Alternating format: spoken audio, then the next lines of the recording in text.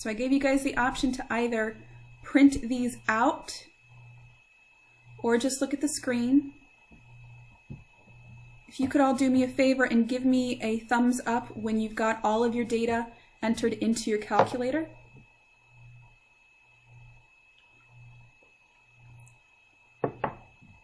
Awesome.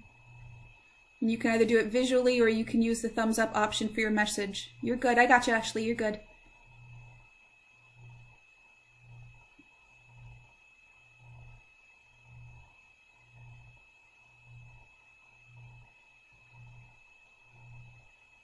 Gotcha, Caitlin. Thank you.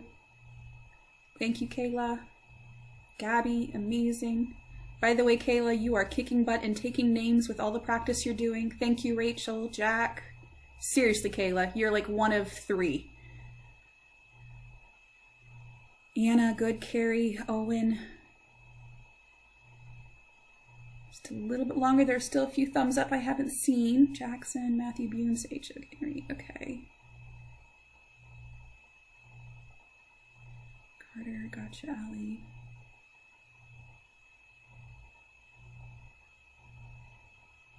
All right, Julie has it. Sushi, did you get it?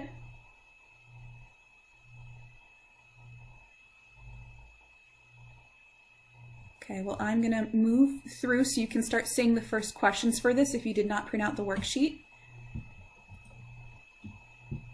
Okay, so I'm asking you to make a scatter plot. And what I really want you all focusing on here is the words that you use. Again, basically everything that we're talking about today and on Monday are going to be what I believe are the cornerstones of this unit that will be then put into the AP exam. And it's about using your words. It's about expressing yourselves. So start off, because you can't do this without making the scatter plot first, with making the scatter plot to describe the association between the size of the diamond in carats and the cost in US dollars. Think about what that meant to do.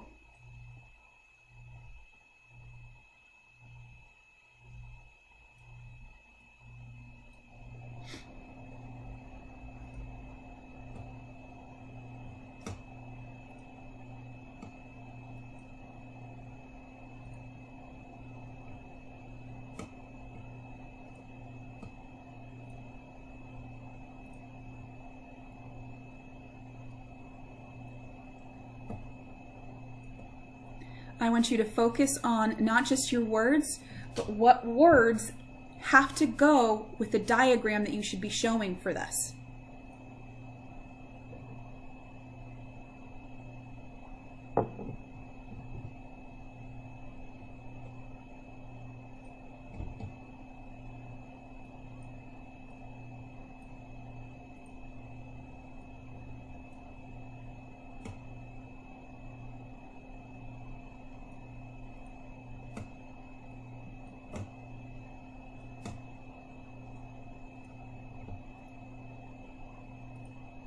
Oops, sorry.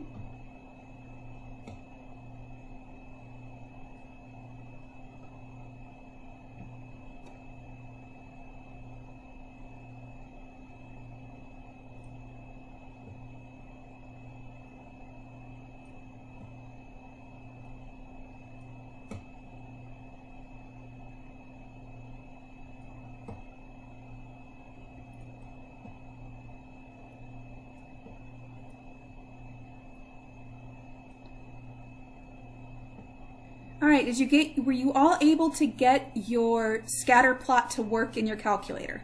Any questions on how to use the scatter plot? Holla if you've got one. We're good? Okay. So does somebody want to tell me what words they used to describe their association?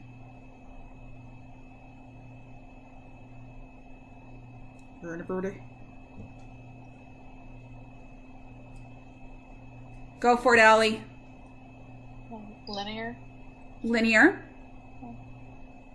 Okay, when we do a description, what do we need to include?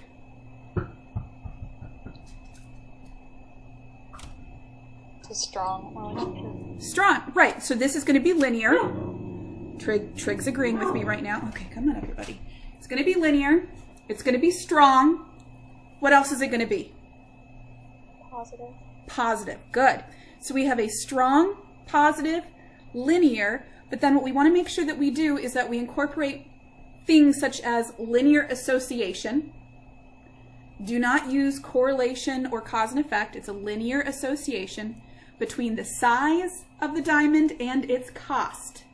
So you have to put that context in there. And then your very last sentence that you want to tie into that is always going to be what that means in the real world, which means the cost of a diamond increases with its size, or as you have more carats, you have a more expensive diamond. And please check to make sure that you are actually labeling. You don't really need to label the top part because that's coming up with what you have on both side labels. So your vertical axis and your horizontal axis need to be labeled. Your explanatory variable should have been carat, because we think carat size helps to explain the cost. So the carat is our explanatory variable, and the cost was in 2004 for the US dollars. I would have just put US dollars in here, and I would have put 2004 diamonds up across the top for my title. Any questions on that? Julie, that is a weird looking look. When we're just, I don't know how to explain it. Okay. Carly? Yep. Were you saying something? Somebody was saying something. Oh, no. That was me. I was saying, when we describe it, does it have to be in a sentence, or could we like bullet point, like strong, positive? Oh, you are more than welcome to bullet point, but you always want to tie in context. And I'm telling you right now, especially with the formatting of this test, I can create a confidence interval for you here, guys, and it's going to be like a 99% confident. I'm 99% confident that they are going to be focusing on context even more heavily than usual with this. So make sure that even if you bullet out strong, positive, linear, association between size and cost of a diamond, and then interpreting that as to what would you say to some layperson who doesn't know anything about statistics, you would say, I think the cost of a diamond increases with its size. Julia, can you read? Yes, Carter, sorry. Do you think you could go over the calculator commands real quick one more time? Okay, so let me see if I can do that. Share screen. So in your calculator, can you see my calculator? Yeah. Okay. In your calculator, the first thing that you're going to do, I don't have anything entered into mine, but you'll go to Stat, Edit, just need to pull this over here, Stat, Edit, and then in those lists, you will put your values. Try to keep your explanatory variable in list 1 and your response variable in list 2. Once you do that, go to your second y equals. Make sure your stats are turned on, and for stat plot, you want that very first option where your X list, this is why we put the explanatory in list 1 and the response in list 2, matches up like that. Now this isn't the same data, so my graph is going to look different. And then you just do a zoom 9 for zoom stat. It should plot your points up. Oh, okay. Okay? I don't know what I did wrong. That's yeah, all right. you. And then everybody else, please make sure right now, I want you to go to your mode button. And please check on your calculator where it says Stats Diagnostic. I don't know if you can see my cursor or not, but Stat Diagnostic should be on.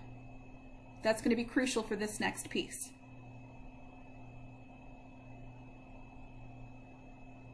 Okay?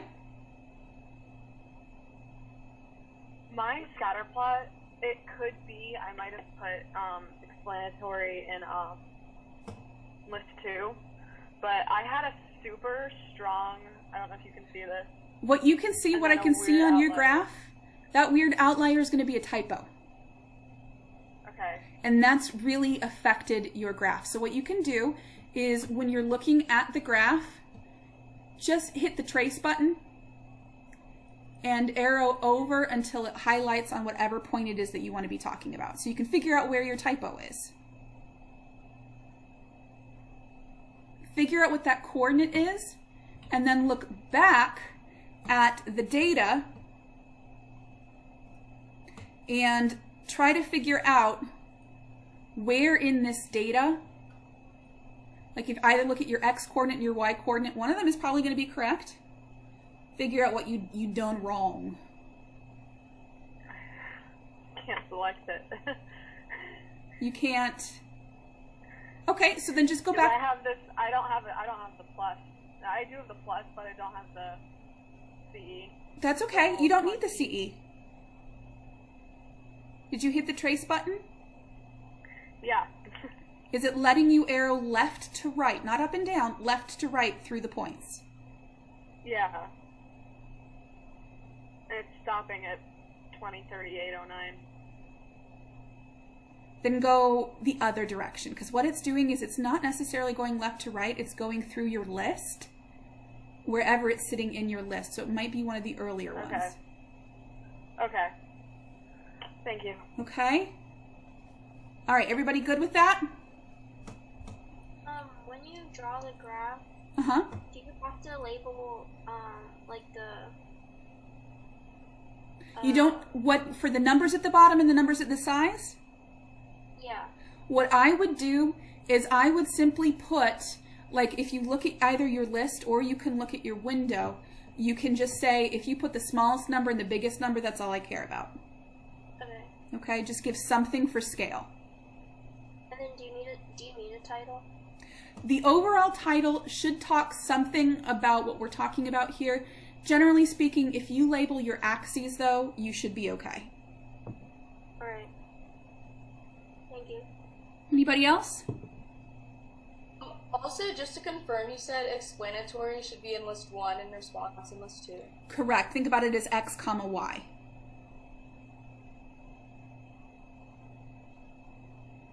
Okay? All right. So again, my data points that I have in my calculator, these guys are different than what your data points are. So can anybody tell me how I need to do how do I actually figure out the model? What my steps are in my calculator to do the model? You do the linear, like, lin reg? Yeah. Stat, calc, lin, reg. And do I want 4 or 8? 8, I think. Good job. Yes, absolutely. 8. And we're going to change one thing here that we didn't do last time. See how I still have X list is list 1, Y list is list 2, my frequency list, just leave that blank. You're not going to have to worry about that. But I want you to go down to store reg equation.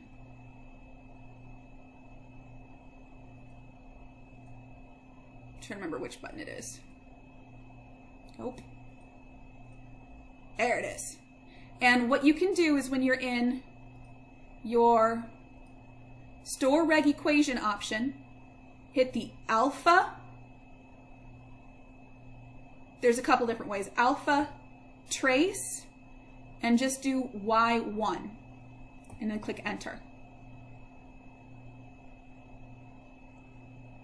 What that's telling it to do is it says, I'm going to calculate a linear regression equation, and I'm going to store that regression equation into Y1 in my calculator in that Y1 option where it graphs.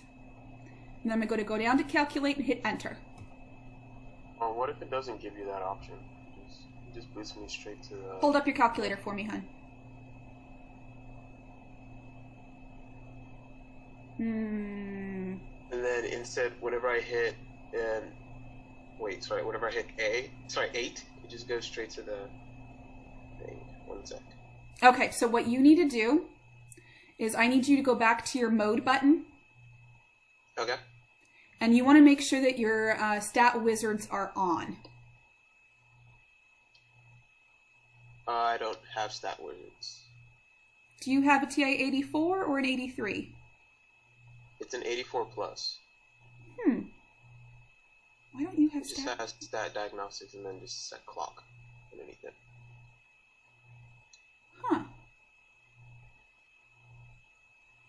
Well, what I would recommend doing, I don't think it's gonna affect you for the test itself, but for while you're doing your practice and everything, you might want to go and follow the steps that I gave you to download the TI 84 Plus on your computer, which is exactly what you can see on my screen right now.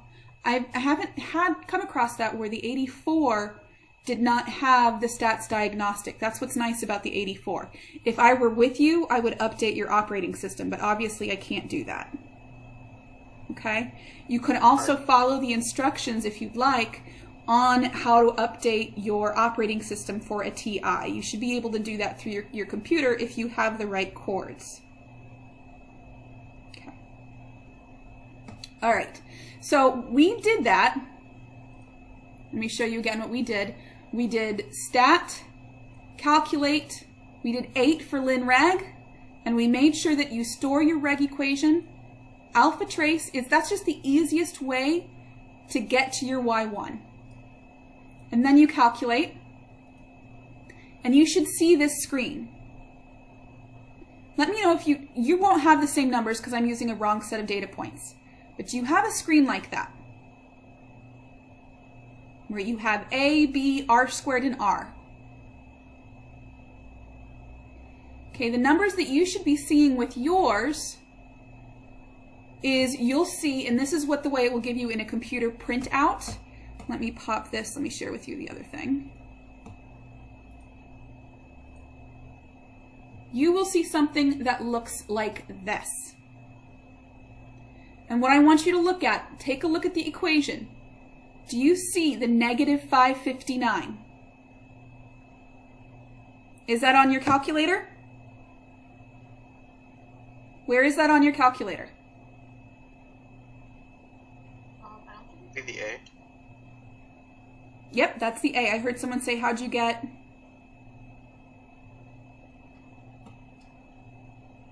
Never mind, I just realized I did something wrong. Okay, Julia, talk to me, hun. I'm not seeing that, even though I fixed my my typo. That's okay. Hold your camera up. You hold your calculator up to your screen so I can see what you see. Ooh. Okay, go to your stat list. Show me your list. I think I might have put explanatory in the wrong. Yep, you did. And it's an easy way to fix that is, let me pull up my calculator and I can show you. Let me share my calculator. The easy way to fix that is when you go to stat, calc, lin reg for 8, just swip these two around. Okay. Put list 1 for X, or switch it so that it works whatever you need.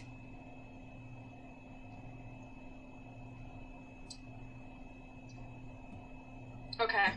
Okay. So now did it give you A to be that, what was it, guys? 500? 558. Yeah. So let's fix that. So you should have that A is the negative 558, 559. You should have seen, do you see the 8,225? That's your B. And you should see, I'm going to point this down to the bottom of my screen. I'm hoping you guys are seeing my computer screen right now. R squared is, you should have 0.987. And mine here doesn't give me a regular R. Ignore on this guy the R squared adjusted. Ignore on this guy all of this stuff here. We're not going to be using that. We have cut that out. But then down at the bottom, you should have here what your final answer should be.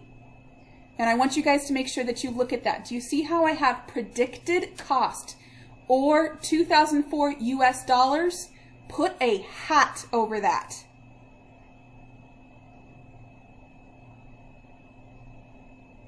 Then equals your A plus B, and then for C, for my X, my X variable was the carats. So I put carat in parentheses, no hat.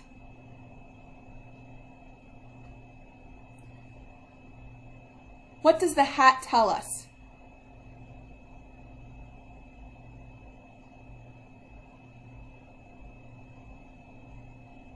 Can anybody tell me what hat means? The hat tells us predicted value. So it's saying the cost, and I would have actually, when I wrote that, I would have just said cost hat equals negative 558.52 plus 8225.1 carat, using words. Questions? Wait, so like, is this creating a model? Like, what is Yeah. this equation? That is the model.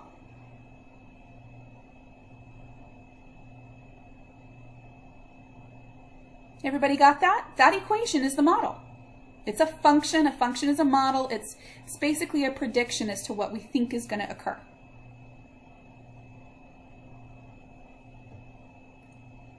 Now what we need to do is we need to kind of look at this and say, is a linear model going to be appropriate? Does it make sense for me to use a linear model here?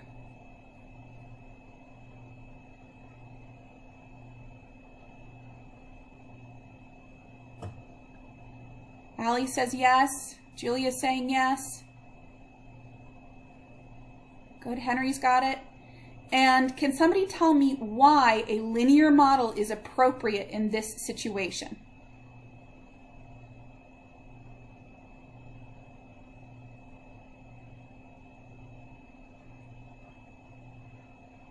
The graph is strong and linear. There is a strong linear relationship. Good. That's pretty much what we're talking about here. We don't see what's called a, actually we do have to do the residuals. And that's part of it. The part that you're talking about is that there is a strong linear relationship. What we didn't do last time is we didn't talk about residuals.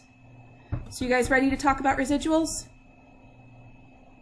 Okay, again, I'm purposefully not doing this with this data set because I want you guys kind of following along with yours without seeing all the answers. So if you go to your calculator, we went through and we did store reg equation as our y1. And what that does is if now you hit the graph button, go ahead and hit your graph button. It should put a line on your screen. If you didn't store your reg equation, that line wouldn't be there, and then the next option wouldn't be possible. So follow through with me. Again, this is a different data set. That's okay. I want you to go to your second y equals for me. Your plots for the first one, the one that we're dealing with. What we're going to do is we are going to change our y list. So you're going to go down to y list. You're going to hit second stat. And now you should see somewhere, it might not be in the same place as mine, but somewhere you should see resid. Does everybody have that on their calculators? Resid. Yeah, good. So I'm going to hit 7 to get that in there. And I am just going to zoom stat again. And your residual plot should look something like this.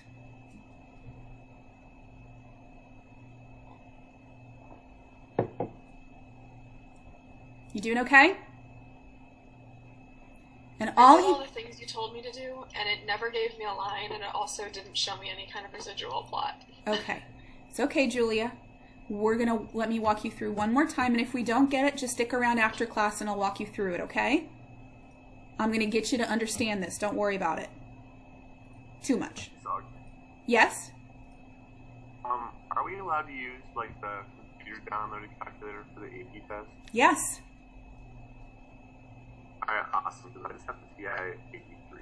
Yeah, no, this is so much better. You will be able to have as many screens open as you want. That's not going to be limited. All right, so I'm going to walk you through one more time, Julia, okay? So you are going to go to your stat, calc, 8. Are you there okay? Yeah. Do you see the store reg equation option? Yes. Arrow down to that. And then hit alpha trace. Do you get a list of the y's? Mhm. Okay, so hit enter on that 1. And then go down and calculate.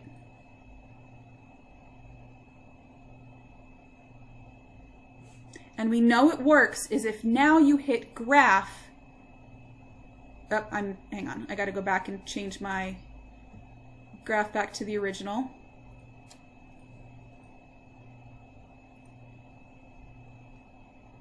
Zoom stat. And a line should appear. Do you have that line now? No. Okay. I think the same thing is happening to me because my like L1 and L2 are flipped, so I'm not getting the line either, and I don't know if that's like the reason why. It shouldn't matter if when you go through and you do your stat calc lin reg, if for here you put them in whatever was correct. So like if you put your carats in the first list, or your carats in the second list and your dollars in the first, if you have L2 and then L1.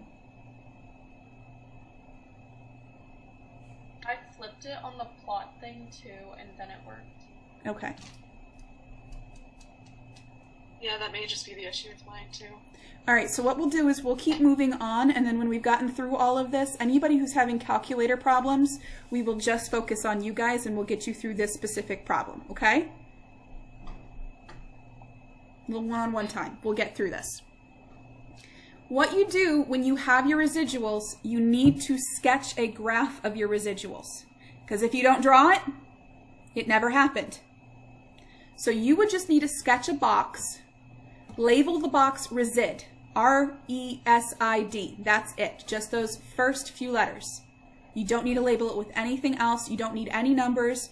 All we're looking for is we're looking for this kind of scatter. When we're looking at the original graph, so let me make sure that I'm sharing the correct screen here. When we're looking at the original graph, you want to see a pattern. You want to see a straight line. We want to see a strong linear association. When you're looking at the residuals, you don't want to see anything. And we don't. We don't have any pattern. It looks like buckshot. So we say the original data was strong linear. The residual data showed no obvious patterns. How do you do the residual graph again? Like change the Y list to resid. We'll come back to that at the end, okay? We'll work through that again. Because, yeah, we got to keep going here. So, what was the slope? What number was the slope for this guy? 8,225. Okay, was it positive or negative? It's positive. So if the slope is positive, and can you tell me in context what the slope, not just the number, but slope is change in y and change in x. So can you put that together with the context for this guy?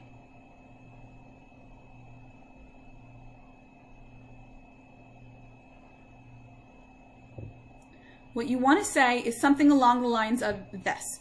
We had the slope to be that 8,225.1.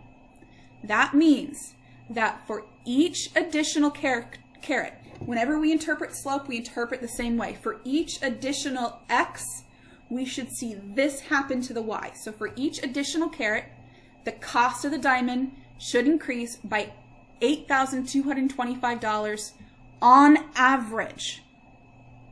And that average is extremely important there. If you leave off that phrase on average, you're leaving off a lot. And sometimes what you'll see that they'll do is they will switch around the scales. Like I've got here, it says that for each additional hundredth of a carat, the cost of the diamond increases by $82 on average. And that's okay. That's not a big deal. If you don't want to do that, don't do that.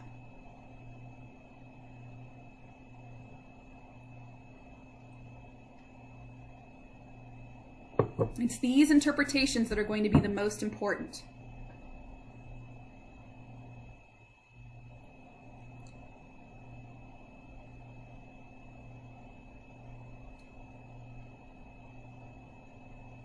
Can anybody tell me what the intercept was for this equation? What number represented the intercept?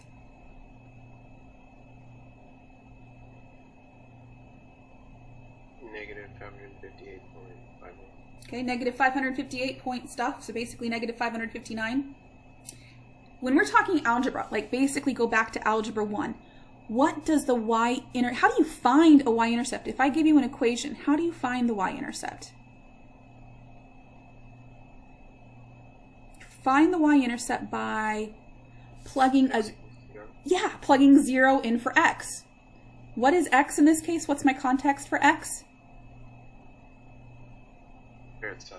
Carat size. So that means, the intercept means that if I have a diamond with absolutely no carats, so if I have no diamond, no carats, then that means that I should be paid $558. So that means for all of those diamonds that I don't have, for each and every one of those diamonds that I don't have, somebody needs to give me $560. Now, please.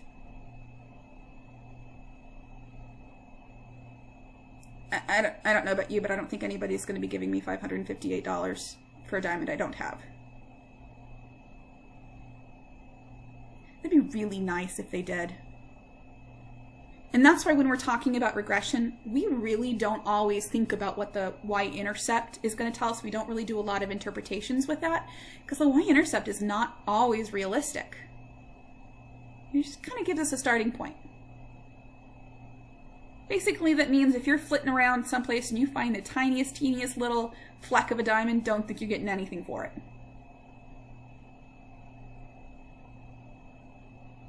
Questions?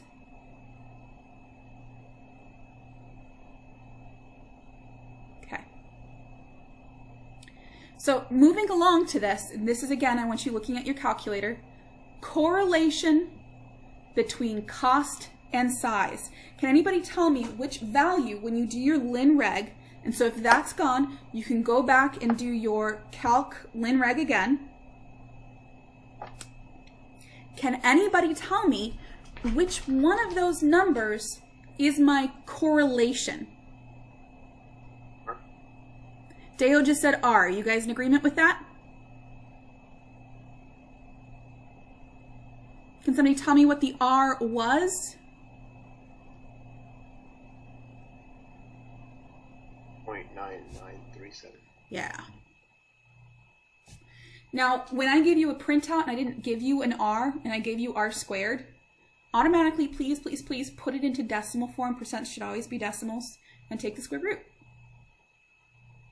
And what you're going to be doing is your R is always going to take the same sign as your slope. Because remember, R tells me positive or negative. Is it going increasing or is it decreasing? And so that means the R squared was 0.987. Last time I gave you guys a sentence to remember about what the R squared, how we interpret the R squared.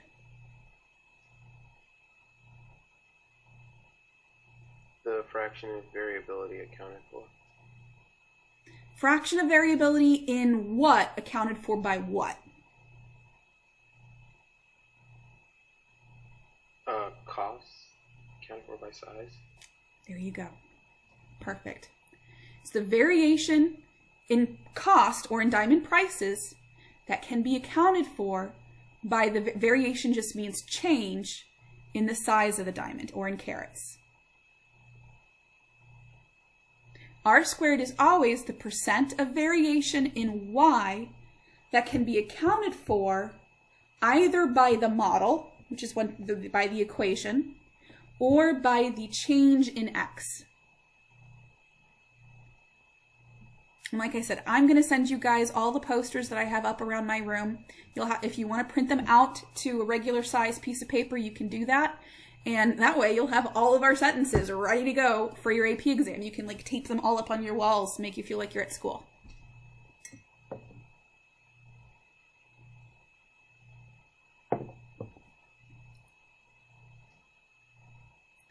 And then the last thing that we were talking about when it was about scatter plots is we were talking about our residuals. Can somebody tell me how we calculate a residual? How do we calculate a residual?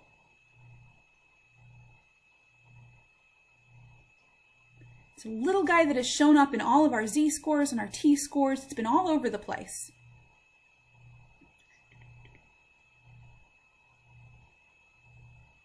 The residual is the observed. There you go. Thank you, Julia. The residual is the observed minus the expected. So would you rather have a positive or a negative residual if we're talking about diamonds and it's a customer who is buying it? Do you want a positive or a negative?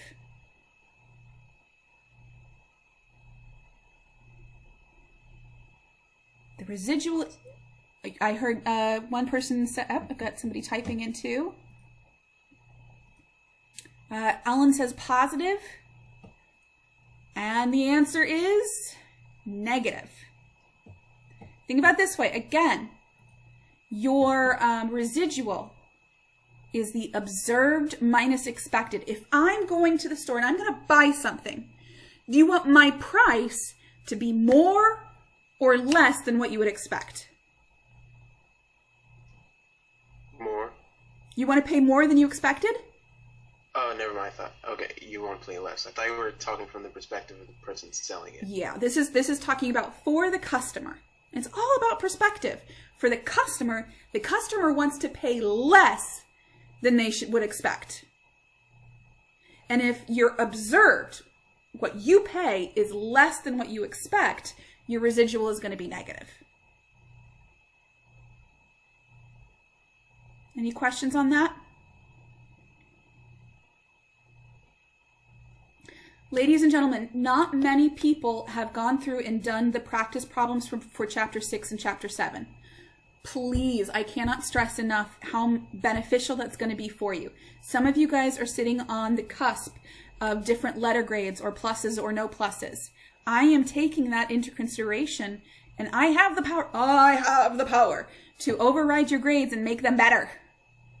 I ain't doing that unless you're showing me some effort, though. Okay? Alrighty. Moving on.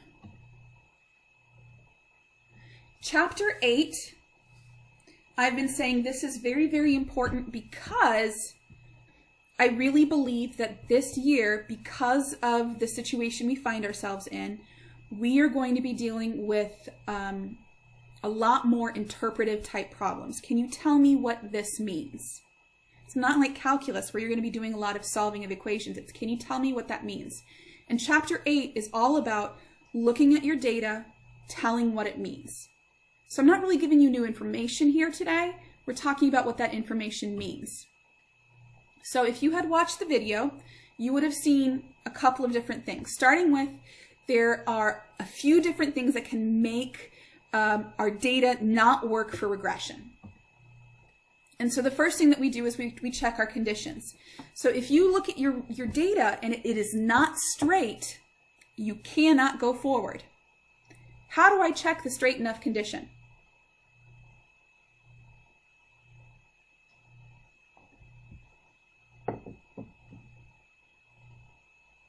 Anybody? What tells me if the data is straight? It's linear. There you go. How do I know if it's linear? Graph. Graph it. Am I looking at the original or the residuals? Original. The original. The original graph tells me if I'm straight or not. And take a look, because sometimes you will have little different subsets. And when we get through this unit, I'm going to pull up one of the AP questions that they've had in the past where there were actually 3 different subsets in the data. And when you look at that, it might actually show a different relationship. And then what we do is to just make sure you're going to go back and you're going to check your residuals. So you check your original data. If your original data isn't straight, don't go any further. Once you've checked your original data, then you look at the residual. And what do you want to see in the residual plot? Like a scattered. A scatter. It doesn't have a pattern. Yeah, you don't want to see any pattern. And so the biggest thing here is you start, because we're lazy. Dude, if I graph the original data, which I have to do anyway, and it's not straight, I'm going to stop. Then I check the residuals, because the residuals is like a magnifying glass to my data. It's going to tell me whether or not what I have done really is appropriate. So here we have a graph, and if you can see on this, we actually have two sets of data. We have men and we have women. So the men are in blue, the women are in red. They're very creative here. This is the type of question I would expect to see on an AP exam, at least with this. So in what ways are the trends? And here we're talking about percentage of people that smoke over the year. And so the Center for Disease Control and Prevention collect data to figure out what percentage of people identify themselves as smokers. And these are folks between the ages of 18 and 24 over each year up through, we've got data here almost to 2010. What ways are they similar? They're both linear. They're both linear. Okay. And, They're both negative. They're both negative. So for both of them, if I were to translate that into context, what would you say? What does that negative mean in context?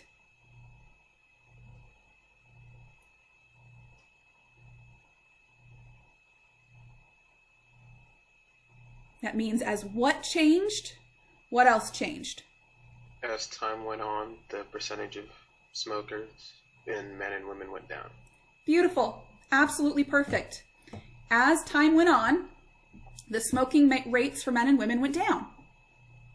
Now I want you to take a look at my data. Can you guys see my cursor? Yeah? Okay. We have a whole bunch of data points here and not so many here. Is that going to be a problem?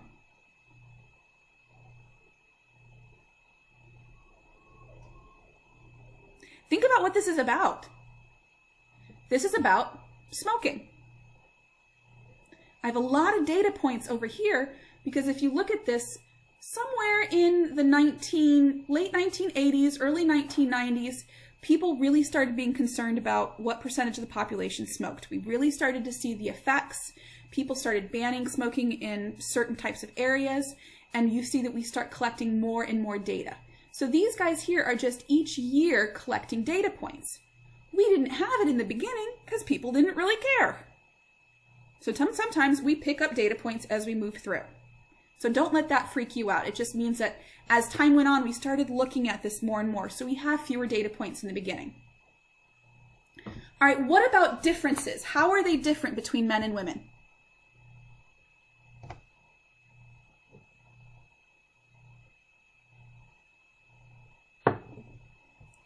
In general, women smoke less.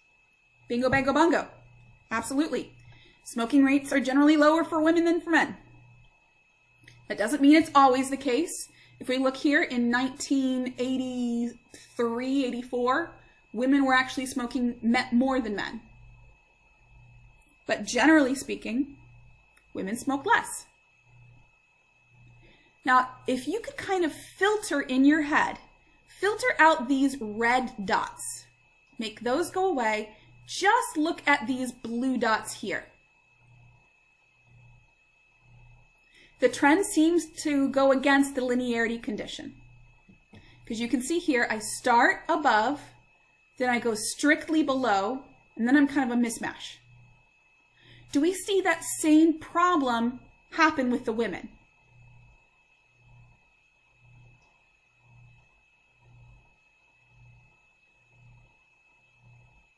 It's really no correct answer. It's just, what do you think?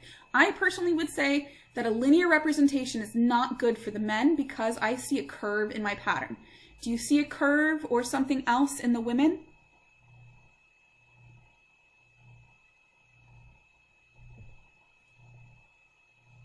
I would just say the women tend to be a little bit more predictable here. There's no right or wrong answer. We want you to think about this, justifying your thoughts. Okay? And because if I'm looking at this middle data, I actually have very few points, it might not really be an issue. It's just I don't have enough data to look into that more. So the method of this, the whole moral of the story, is that you're going to always start by looking at your original graph. Looking at the original graph checks for linearity. It also helps us look for unusual points. But we check the residual points, the residual graph, because it more highlights these unusual things. And there are things called leverage points. Have you ever heard the term leverage? If someone says, I have leverage over you, what does that mean?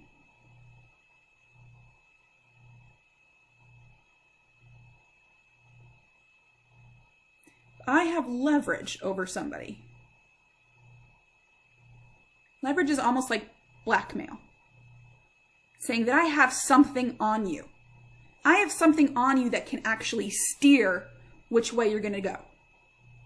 If I have leverage on a political candidate, I might be able to make them do my bidding as I take over the world.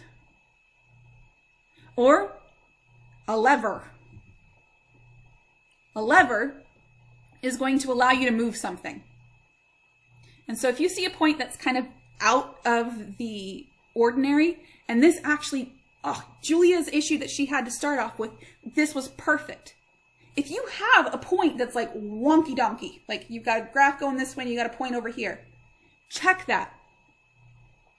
And then do two graphs, one with and one without, because you might have just made a mistake in the collection of that data.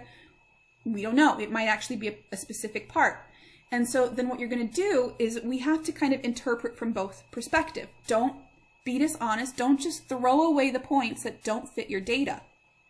But if you have one, maybe 2 points, take a look both with and without so that you can consider, was this a fluke? If it was a fluke, this is what it would be.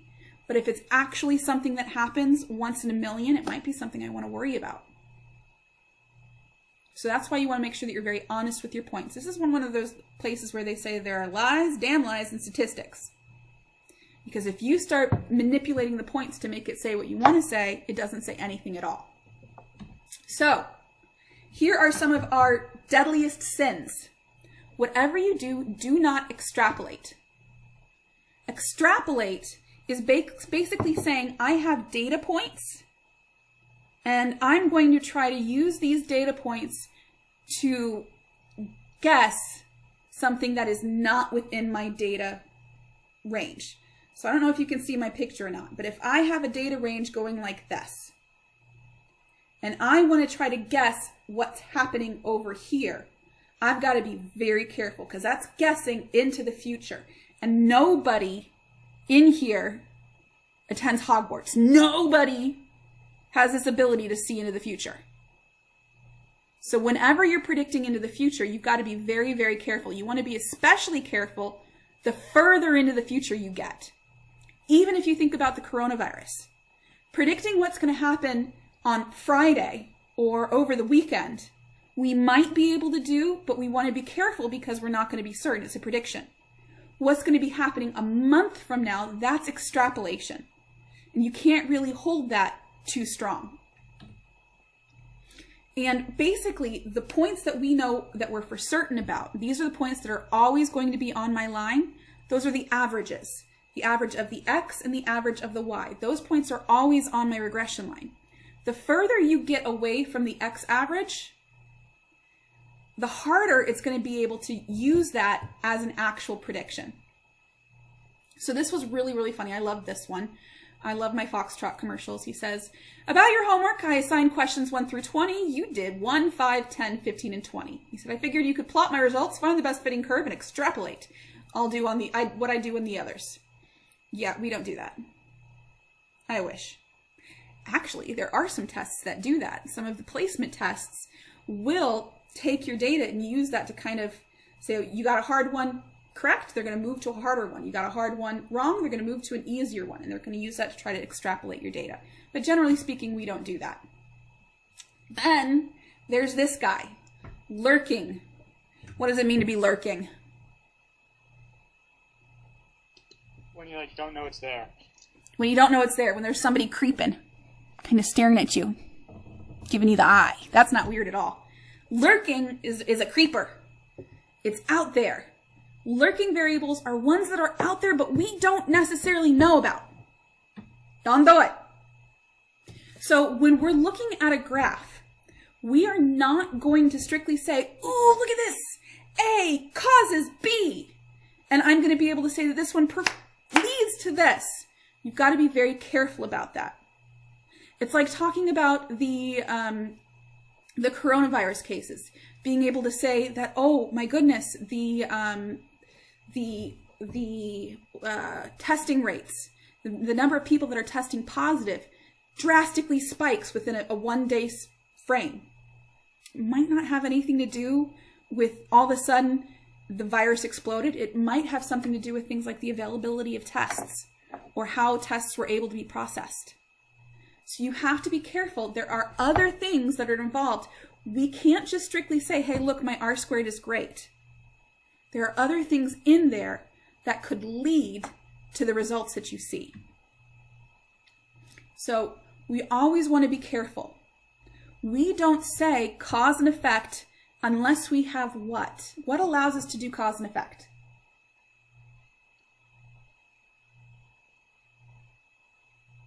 Experiment. Beautiful. Thank you, Caitlin. An experiment. You need to have an experiment. You need to have control in order to say cause and effect. Again, dude, we're in a very crazy situation here, but it's great for statistics class.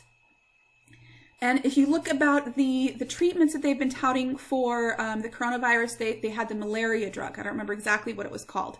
But they were saying this malaria drug is going to cure the coronavirus and make it go away.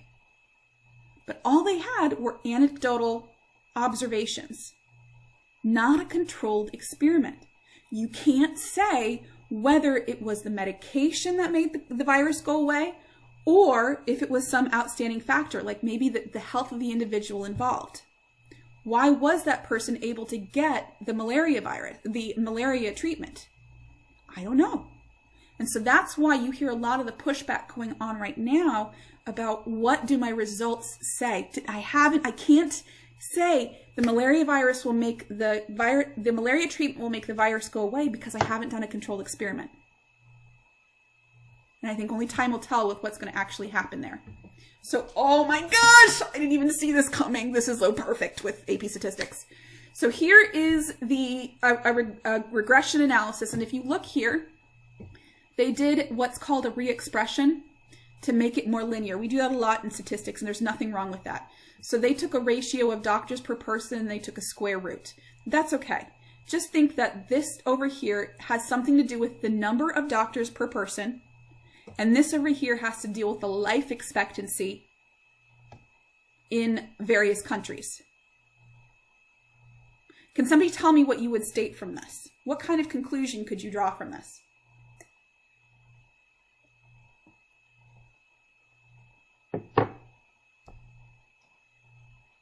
If this was going to be on a news channel tonight, what do you think that they would say?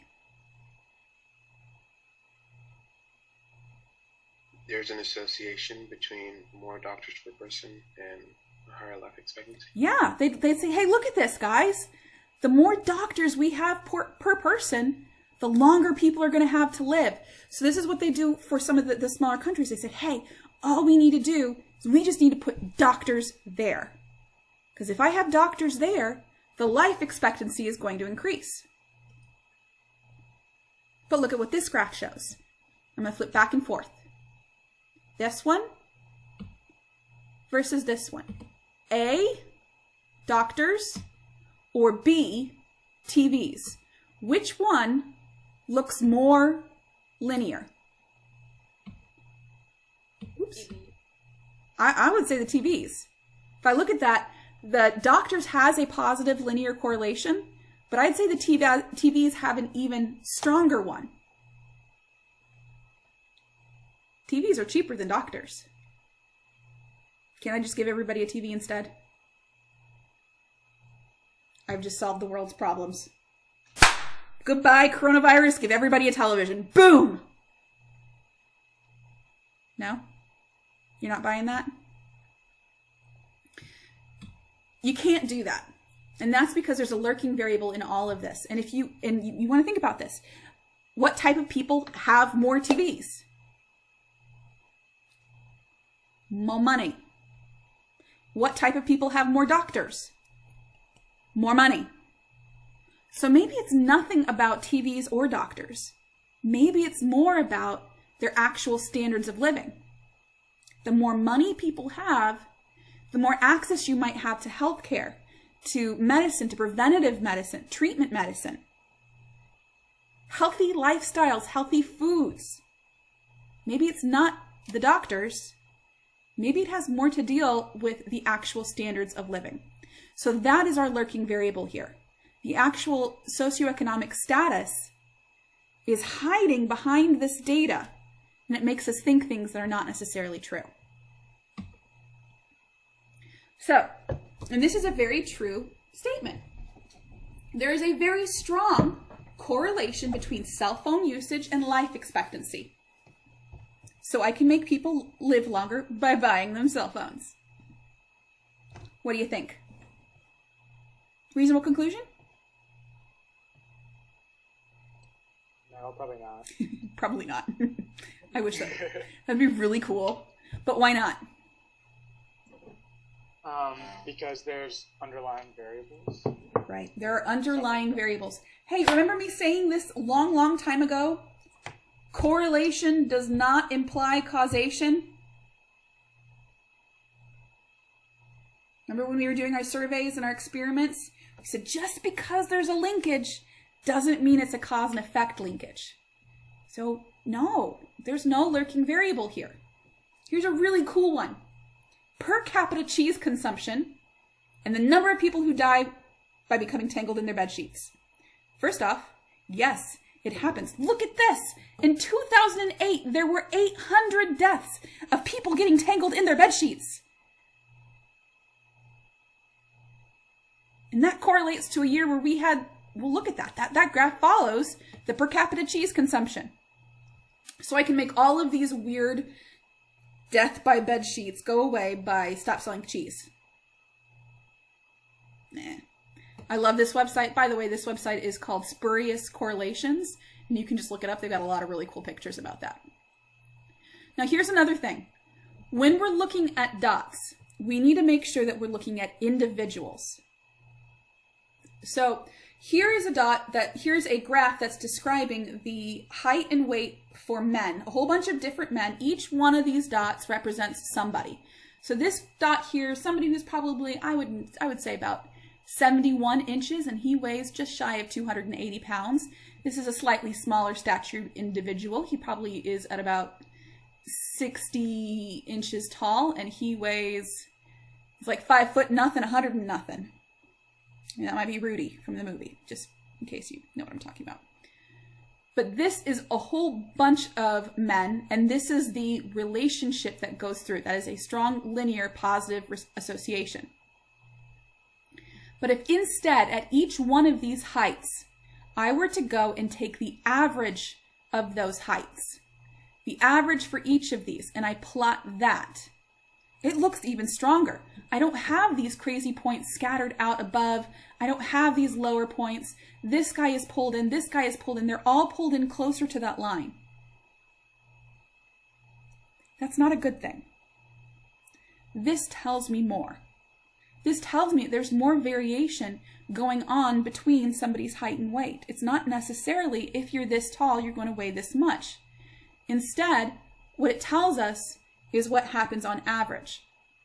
So it's a big no-no to look at scatter plots where each point represents an average. We would much rather see each individual. It tells us a lot more. If we have summary statistics like either a median, a mean, an average, max, whatever, if we are looking at those guys, we don't get to see all of the variability that's built into that. And it might be hiding things that we otherwise would want to know about. And that's because when we're looking at averages, just by taking that average in, we're squeezing in that variation, we are going to have much less variability within that. So it starts to look like there's a stronger relationship than there actually is. There's less scatter. It looks like there is more of a strength going on here. So basically, if you have summary statistics, like if you took the average SAT score for every single year and you plotted that, you would not get to see as much strength as what's going on if you were to look at the individual scores. And once you've gone to averages, once you've displayed averages and done calculations with your averages, you can't pull back and go back to the individuals. So it's a big no-no. Don't do it. So here we go. An athletic director proudly states that he has used the average GPAs of university sports teams, and he's saying that the GPAs are a high prediction value for high school graduation. What do you think? Average GPAs of university sports teams to predict graduation rates.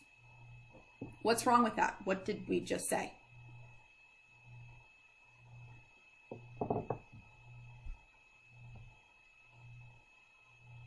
It's not representative. Yeah. Everybody's individual GPAs are going to change. So you can't use a summary statistic to do that. It's going to really exaggerate the relationship. Here's my dear favorite guy to relate things with, Nicolas Cage. Number of movies he's been in and the number of people who drowned by falling in a pool. So I think we should just off Nicolas Cage. I think it's a very, very logical decision. Nicolas Cage weren't around, we wouldn't have any more of these pool deaths. Please don't. Please don't go on a hunt down after Nicolas Cage and say that your statistics teacher told you that if you killed Nicolas Cage, you would end all pool deaths. No! Correlation does not imply causation. You can't look at averages to see what we're dealing with. This is another really good graph. And basically what they're doing here is they're saying he's defending the use of SATs, saying SATs are a high predictor of success in college. It's a very strongly held belief. And it shows the mean GPAs for last year's freshmen grouped by SAT scores and how well they succeed for their freshman year GPA. What do you think about that?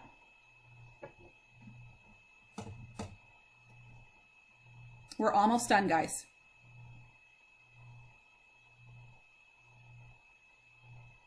Again, what were we just talking about? As the mean. Yeah. Each of these dots represents the average. So if somebody scored 950, they took all of their GPA scores and averaged them together. Somebody who scored 1270, they averaged all of those scores together, and this is what they came up with the GPA. So based on this graph, it looks like there's a very strong relationship. And look, it's so strong, they even connected the dots. That's not good either. Connecting the dots like this, it's literally psychological. It's literally connecting the dots. They're trying to get you to say, if we connect these, there is a connection. I can draw a line between 2 points, so that means they must be related. We don't connect the dots like that. If you look at all of these things that we're talking about. First off, they averaged them. Big no-no. And that's going to hide a lot of the variability. And the only thing that the graph really tells me is that the combined average kind of talks about the combined average increase in GPA. But the SAT scores themselves have been kind of grouped by, I'm just going to kind of, look, they're even averaged this way. So there are more scores. I don't know about you, but I know that there are more than 950, probably 1060, 1150, 1270. I know there are more scores that you can get than that. So why do they have those groups? Everything is given equal weight. Connecting the lines misleads you. It's bad, bad, bad, bad, bad. All right, here we have a whole bunch of different animals once we take humans out of the equation. And we have their life expectancy along the x-axis and their gestation, which is how long a pregnancy would typically last. We took humans out. hippos and elephants are now, we're wondering, is this going to mess with my data? If I were to take out one of those points to make it appear like a stronger association, which point would you take out? Elephants. If I took the elephants out, if I took that point out, would it look more linear? Oh, yeah, no, hippos. Hippos. If I took hippos out, because that elephant is so far out there, it's going to really have some nice, strong strength on that. So if I leave that in and I take the hippos out, the hippos would make the association appear to be stronger. So if I were talking about this hippos point here, and I removed that one point, think about where the line would be with it and where the line would be without it. Would your slope of the line increase or decrease?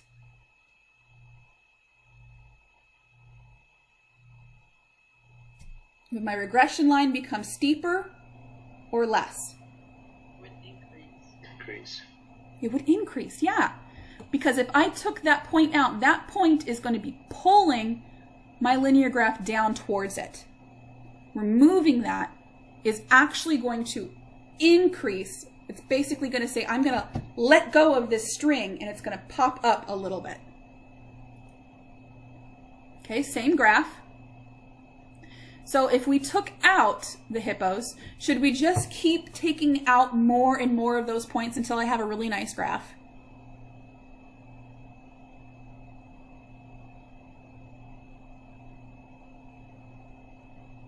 No. No! Why not? It would be bad. It would be bad. Very to the point, Elise. Very nice. It would be bad. Why would that be bad? Because then you're lying. Yeah. It's hard to kind of put into words, but that's exactly what you're doing. You're lying. You are manipulating the data to get it to say what you want to say.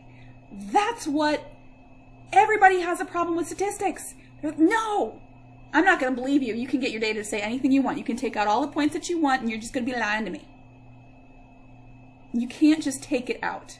Maybe you take out, for example, I'm looking at all of the mammals. And maybe I remove the platypus, because while it's a mammal, it also lives under, or I'll remove the dolphins, because it's a mammal, but it's a sea creature. Maybe you have actual reasons behind it. Oh, I'm going to take out that measurement because Dorky Donnie working the no, that is not just because yeah, okay, so Pat, whoever Pat was working the data that day, and Pat can't type in numbers to save their soul. So I took out Pat's data points because they're not trustworthy. Okay, that I get. I didn't like it is not a good reason. And when we're looking at the elephants, if I took it away, it actually does have a good effect on the slope. And that is called an influential point because it has influence. Removing it changes things. And basically, a point can be influential if it is far from the X or the Y average. So you have influential points, you have lurking variables, you have correlation instead of causation, you have all of these things that can make stats just really blow up in your face. Okay. So, do you guys have any additional questions for me?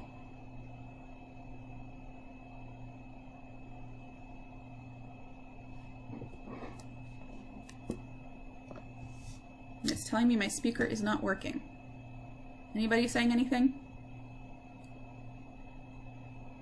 No. Okay, so yay, my speakers actually do work. Okay. All right, so what I'm going to say then is I'd like it if you guys would do your, today's Wednesday. I'm going to be holding office hours on Friday. But all I'm going to ask you to do for this week, go back, finish your chapter 6 and 7, practice. Trust me, you'll want to do this. You don't get much feedback because I'm not there with you guys. You need as much of this as you can get. So please, excuse me, please, please, please go back and do those practice problems. And what I would like you guys to do is read your chapter 8. Of all the chapters in the textbook that I think will benefit you in the long run, reading your chapter 8 is definitely the way to go. Very nice dog, Henry. Very nice dog. Hi, buddy. You're cute. All right, so please, please, please go back and do those. And again, start working through those reviews. I'm going to be looking very closely at the reviews when it comes time to possibly make changes, whether that's bumping you up to a plus or bumping a plus up to the next letter grade. I can do that. I have powers.